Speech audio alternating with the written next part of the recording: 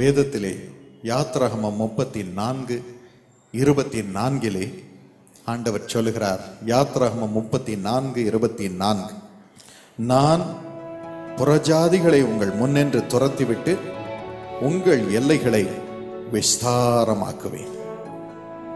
உங்கள் எல்லைகளை விஸ்தாரமாக்குவேன்.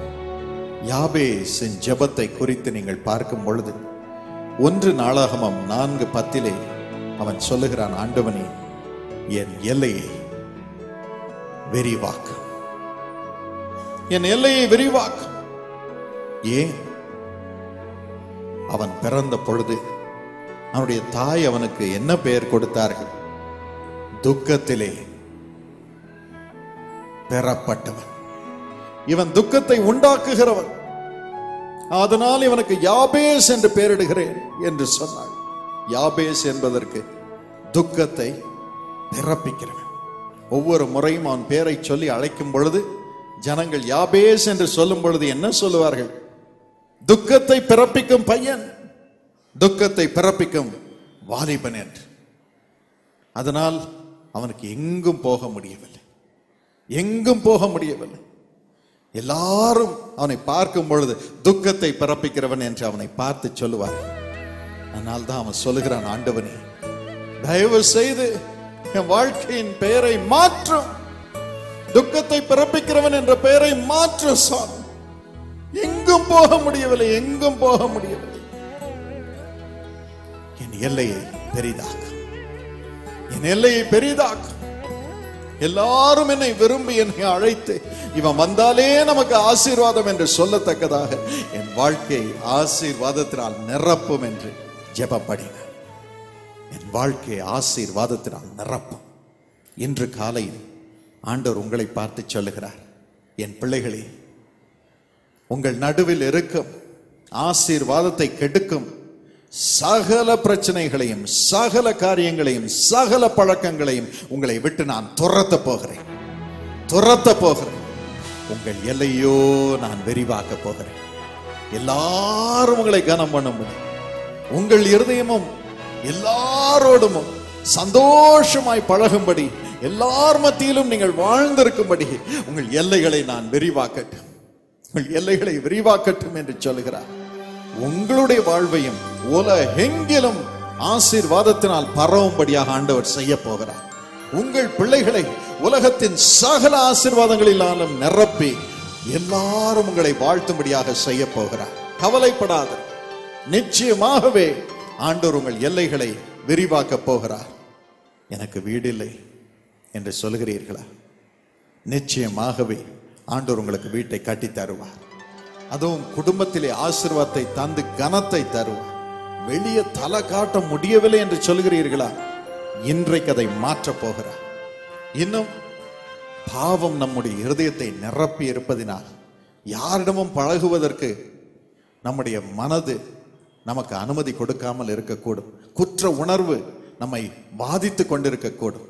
அந்த நிலைமையில் இருக்கும் நம்ம ஒவ்வொருவருக்கும் உள்ளே இருக்கும் தீங்கை ஆண்டவர் நீக்கி போடுவார், நம்மை சுத்தப்படுத்துவார். சுத்தப்படுத்தி அவருடைய பிள்ளையாக மாற்றி எல்லாரோடும் கனத்தோடு வாழும்படியாக பரிசுத்தம் உள்ளவர்களாக நம்மை இன்று மாற்றப் போகிறார். அதற்காக தான் கர்த்தர் நம்மை அழைத்து வந்திருக்கிறார். கடவுள் முன்பதாகவும் குற்ற உணர்வு இருக்காது, மனுஷர் முன்பதாகவும் குற்ற உணர்வு இருக்காது. நம்முடைய கைகள் சுத்தமானதாக இருக்கும். நமக்குள் இருக்கும் தீங்கு எல்லாவற்றையும் ஆண்டவர் நீக்கி போட போகிறேன் என்று சொல்கிறார். உன் எல்லைகளை விரிவாக்குவேன். எல்லாருக்கும் முன்பதாக நீ கனமடைய வேண்டும், நீ கனமடைய வேண்டும், நீ கனமடைய வேண்டும் என்று ஆண்டவர் சொல்லுகிறார். இன்று காலை அப்படி உங்கள் வாழ்க்கையை மாற்றப் போகிறார். கனத்துக்குரியவர்களாக உங்களை மாற்றப் போகிறார். ஏசாயா 61:7 வாசித்து பாருங்கள். உன் வெட்கத்திற்கு பதிலாக இரண்டத்தனையான பலன் வரும். செப்பனியா 3:19 படி, எந்தெந்த தேசத்திலே நீங்கள் வெட்கத்தை அனுபவித்தீர்களோ அதே தேசங்களிலே உங்களுக்கு புகழ்ச்சியும் கீர்த்தியும் நான் உண்டு பண்ணுவேன். புகழ்ச்சியும் கீர்த்தியும் நான் உண்டு பண்ணுவேன். எங்கெல்லாம் வெட்கத்தை அனுபவித்து நான் அந்த வீட்டுக்கு நீ போக முடியாது, நான் அந்த வேலைக்கு நீ போக முடியாது, ஐயோ அவர் முன்னால முகத்தை காட்ட முடியாது, நான் தவறு செய்து விட்டேன் என்றெல்லாம் நீங்கள் எங்கெல்லாம் வெட்கத்தை அனுபவித்தீர்களோ அதே இடத்திலே என் பிள்ளைகளை, உங்கள் எல்லைகளை விரிவாக்கி உங்களுக்கு புகழ்ச்சியும் கீர்த்தியும் நான் தரப்போகிறேன் என்று ஆண்டவர் சொல்லுகிறார். மீண்டும் மீண்டும் மீண்டும் ஆண்டவர் உங்களை குறித்து சொல்லும் காரியம், என் ஜனங்களாகிய உங்களுக்கு நான் புகழ்ச்சியும் கீர்த்தியும் தரப்போகிறேன். உங்களில் அநேகர் பலவிதமான வெட்கத்தின் மத்தியில் கடந்து சென்றிருக்கக்கூடும். பலர் முன்பதாக வெட்கத்தை நீங்கள் அனுபவித்திருக்கக்கூடும். உங்கள் உள்ளமே உங்களை வெட்கப்படுத்தி இருக்கக்கூடும். ஆனால் இன்று காலை ஆண்டவர் சொல்லுகிறார், வெட்கத்தின் நிமித்தம் அடைபட்டு கிடக்கும் என் மகனே, என் மகளே, உன்னை நான் வெளியே கொண்டு வருகிறேன். உன்னை புகழ்ச்சியினாலும் கீர்த்தியினாலும் நிரப்புகிறேன். உன் எல்லைகளை விரிவாக்குகிறேன். எங்கு போனாலும் கனம், எங்கு போனாலும் புகழ்ச்சி, எங்கு போனாலும் கீர்த்தி. உங்களுக்கும் அப்படித்தான், உங்கள் பிள்ளைகளுக்கும் அப்படித்தான். அவர் அதற்காக தான் சிலுவையில் வெட்கத்தின் வழியாக கடந்து சென்றார். சிலுவை எடுத்துக்கொண்டு அவர் தன்னையே வெறுமையாக்கி கடந்து சென்றார். உங்களை தாழ்த்தி, எனக்கு பாவம் வேண்டாம், உலக இச்சை வேண்டாம், எனக்கு இயேசுதான் வேண்டும் என்று சொல்லி அவருடைய பங்காளராக இருக்கிறீர்கள். ஆகவே அவருக்குரிய கனம் உங்கள் மீது இறங்கும். இன்று இயேசுவுக்கு எப்படிப்பட்ட கனம் இருக்கிறது? பிலிப்பியர் 2:10 கூறுகிறது, இயேசுவின் நாமத்தில் வானோர் பூதலத்தோர் பூமியின் கீழானோர் யாவருடைய முழங்காலும் முடங்கும். அதே கனத்தை என் பிள்ளைகளை உங்களுக்கு நான் தருகிறேன் என்று ஆண்டவர் சொல்லுகிறார். நீங்கள் இயேசு ராஜாவின் பங்காளராக இருக்கிறீர்கள். உங்கள் பெயரை சொன்னாலே பரலோகம் உடனே கேட்கும்படியாக ஆண்டவர் செய்வார். இன்றைக்கு ஆண்டவருடைய கிருபையினால் நாங்கள் எங்கு போனாலும் சரி, அரசாங்கமோ இன்னும் பேங்கோ ட்ரெயினோ என்ன எங்க போனாலும் சரி, ஜனங்கள் எங்களை அன்பாய் வரவேற்கிறார். எந்த ஊரிலும் சரி, எங்க சொந்த குடும்பம் என்று சொல்லி அழைக்கிறார்கள். ஏனென்றால் இயேசுவோடு இணைந்திருக்கிறோம்.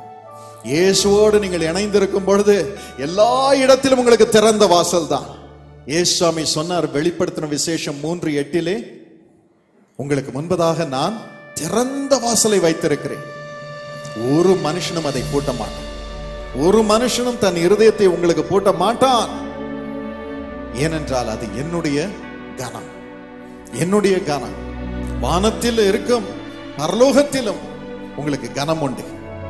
நீங்க சொல்றபடியெல்லாம் பரலோகம் செய்யும். இந்த உலகத்திலும் உங்களுக்கு கனம் உண்டு. எல்லா ஜனங்களுடைய இருதயத்தையும் நான் திறந்து வைத்திருக்கிறேன். எல்லாரும் நீங்கள் சொல்வதை கேட்பார்கள். நீங்கள் என்னை அவர்களுக்கு காண்பிப்பீர்கள். உங்க வாழ்க்கையை அப்படி நான் மாற்றி விடுவேன். என்னால் உங்களை நிரப்புவேன். பூதலத்தின் கீழ் இருக்கும் நரகத்தின் பிசாசுகளும் உங்க பேரை சொன்னாலே நடுங்கும். என் பேரை சொல்லணும்னு கூட அவசியம் இல்லை, உங்க பேரை சொன்னாலே நடுங்கும். உங்க பேரை சொன்னாலே நடுங்கும். ஏனென்றால் நான் உங்களுக்குள் இருக்கிறேன். நான் உங்களுக்குள் இருக்கிறேன். கவலைப்படாத, நாம் அனாதைகளால் உங்கள் எல்லையை ஆண்டவர் இன்று விரிவாக்க போகிறார். அவமானத்தின் மத்தியிலே, வெட்கத்தின் மத்தியிலே கடந்து சென்ற உங்களுக்கு ஆண்டவர் புகழ்ச்சியும் கீர்த்தியும் தரப்போகிறார். உங்களை கைவிட மாட்டார். நிச்சயமாகவே உங்களை மனது உருகி கனம் பண்ண போகிறார். இதுவரைக்கும் வெட்கத்தை கண்ட நீங்கள் இனி ஆண்டவருடைய வல்லமையினால் உயர்வை காணப்போகிறீர்கள், செழிப்பை காணப்போகிறீர்கள். கவலைப்படாதீர்கள். இன்று அந்த ஆசீர்வாதத்தை ஆண்டவர் உங்கள் மீது வைக்கிறார். அவருடைய ஆசீர்வாதம் இறங்குகிறது. என் பிள்ளைங்களுக்கு என்னை போல கனம் வரட்டும். என் பெயரை தரித்திருக்கிறார், என்னோடு இருக்கட்டும், என் பிள்ளைகளாகவே இருக்கட்டும் என்று ஆண்டவர் சொல்லுகிறார்.